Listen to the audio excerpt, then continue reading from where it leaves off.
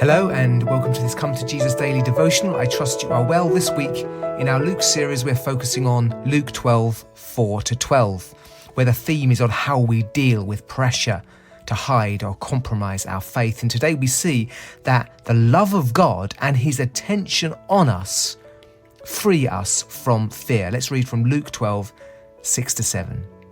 Are not 5 sparrows sold for 2 pennies, yet not one of them is forgotten by God? Indeed, the very hairs of your head are all numbered. Don't be afraid. You are worth more than many sparrows. Today's lesson: we must overcome our fear of people with the love of God. I don't know if you've ever done any rock climbing. If you have, you may have had someone on the ground belaying for you. This is where they hold a safety line that, if you should lose your footing, will keep you from falling to the ground. And when you know that you're supported and protected, and that if you slip, you're not going to plunge to your death or injury, you can take bigger risks. You can try harder things. You can jump for handholds that are further away. In today's text, we are being encouraged to allow the attention, love of God, to know. We need to know he's with us. He's powerful and loving toward us, and this drives out fear so that we can live for him. Jesus teaches us about the omniscience of God, that God knows all things fully. He knows all things that will ever be known. There's no new information to God. He knows the end from the beginning. Jesus argues from the lesser to the greater that if 5 sparrows are not forgotten by God, he's certainly aware and has not forgotten us. Added to this everyday illustration, Jesus makes the point that if God has numbered the hairs on your head, how can we think that he's forgotten us? The love of God is to drive out fear. Fear is the product of believing that we are endangered. In the context of this passage, the people were tempted to fear the religious leaders rather than God because they believed that the threat of the religious leaders was more real than the attention, love, and judgment of God. They needed to see God. They needed to fear God. They needed to respect God. They needed to respond to God rather than worship these religious leaders and follow them.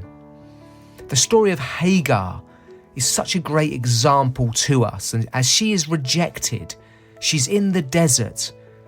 And we read this in Genesis 16:13-14. She gave this name to the Lord who spoke to her: "You are the God who sees me." For she said, "I have now seen the one who sees me." That is why the well was called Bir Lahai Roi, well of the living one who sees me. Genesis 16:13-14. What wonderful words. As she is wandering in the heat and in the desert, God speaks to her and she names him. She names him the God who sees me. And may we learn to do the same and so overcome all fear. So in response, we must overcome our fear of people with the love of God. May we confess the name of God, El Roi, the God who sees me. This is not simply a matter of studying these truths. Our faith in the love of and care of God is often grown through prayer and study, but it's also grown through the challenges and trials of life as our faith, like gold, is refined in the heat of these trials and difficulties. We come to know the God who sees me and name him as such because we find that when we're in the desert, he does see us and help us, and we grow in maturity. We are to choose to make difficult decisions, to stand up for our faith, to do difficult things that maybe scare us, because we're choosing to trust the name of God and his promises over our fears. We are to understand that God knows us, he's with us, he sees us, And we must overcome the fear of people and things with the love of God. There is no painless growth. Sometimes we have to go through the trials in order for us to be able to say in a new way, "You are the God who sees me."